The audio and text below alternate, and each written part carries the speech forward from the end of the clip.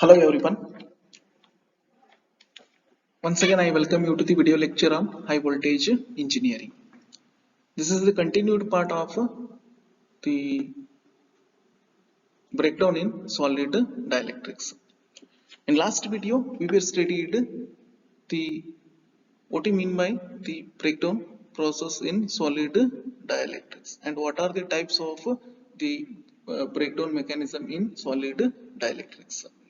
So in last video we were discussed, so there is one breakdown mechanism, so that is called as intrinsic or ionic breakdown mechanism. So in this video let us discuss, there are further two types of breakdown mechanisms, so that is electromechanical breakdown mechanism and thermal breakdown mechanism. Now let us discuss electromechanical breakdown. Now what is the reason for this electromechanical breakdown? So the main reason is, first one, solid dielectrics are subjected to high electric field. If the solid dielectric materials are subjected to the what, high electric field, that means high electric field is applied to the solid dielectric material, so which leads to electromechanical breakdown.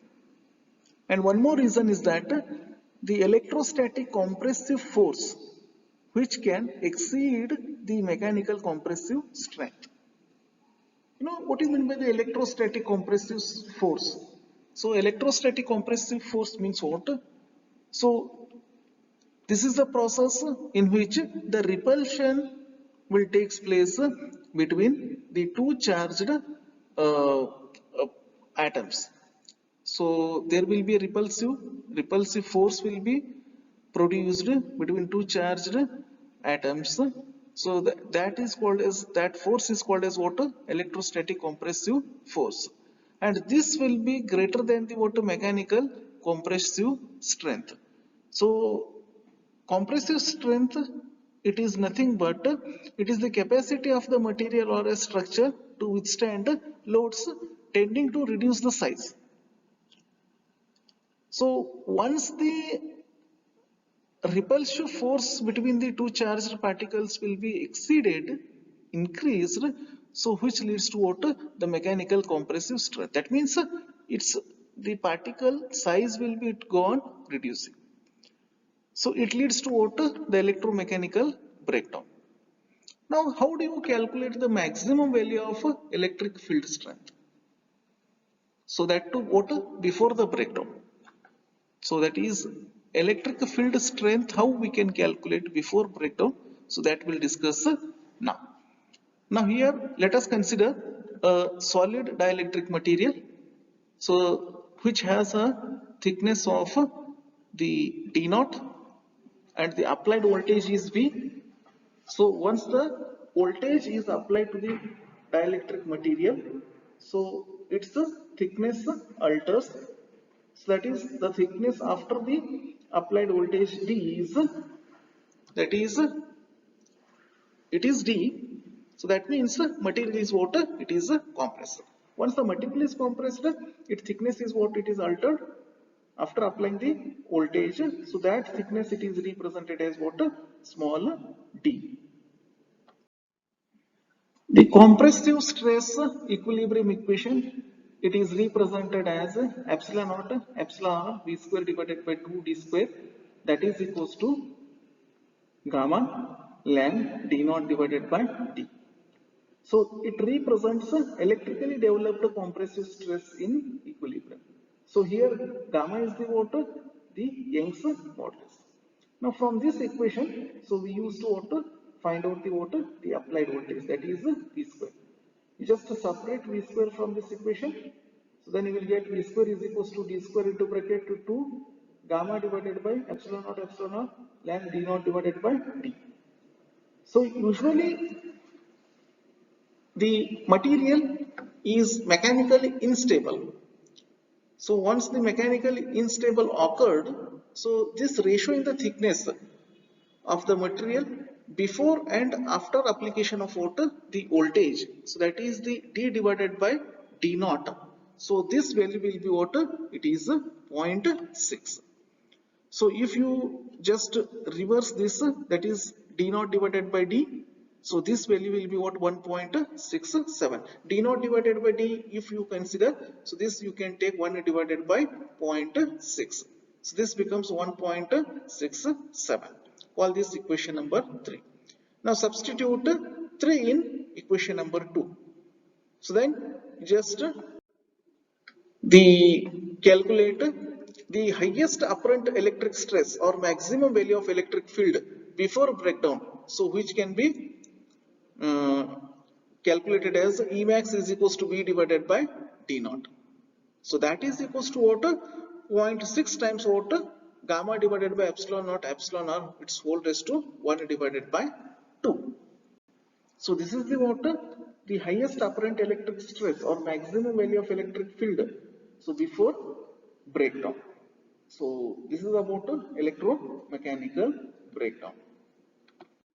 Now let us move towards thermal breakdown process. So in this process, the most of the insulation failure in high voltage power apparatus occur due to thermal breakdown. So obviously, so due to this thermal breakdown, so there will be what? The insulation failure will occur at high voltage power apparatus. When an electric field is applied to a dielectric, conduction current, however small, conduction current, however it is small, maybe flows through the material. So once the electric field is applied to a dielectric material, so there will be a conduction current, the smaller conduction current which flows through the water material. The current heats up the specimen and the temperature rises. Whatever be the current flows through the water, the dielectric material, so this conduction current, it heats up the water, the dielectric material. Now there will be a rise in the water temperature. Now the heat generated is transferred to the surrounding medium by conduction through the solid dielectric and by radiation from its outer surface. Now whatever be the rise in the temperature, so due to this there will be heat generated in the material, so that generated heat will be transferred to the surrounding medium by conduction principle through the solid dielectric and by radiation from its outer surface. So you know the conduction and radiation principle. So whatever be the heat generated, so that will be transferred to the surrounding water by the water conduction principle through the water solid dielectric. Now whatever be the heat which is present in the water, the outer surface, so that will be water transferred to the surrounding by the water the radiation principle. So this is the how the heat will be transferred to the surrounding from solid dielectric or the water outer surface of the water material, so either by conduction or radiation principle. Now the heat generated under DC stress E is given as. So if you apply the electric field, so under the influence of water, the DC source, now, so what might be the water? It's a conductivity. So that is represented as water. So this is the heat generated. So WDC is the what heat generated. So that is equals to E square into sigma watts per cubic centimeter. So once the DC, once the electric field is applied, which is influenced by the water, the DC source, in that case, the heat generated is water, WDC is equals to E square into sigma, where sigma is the DC conductivity of the specimen.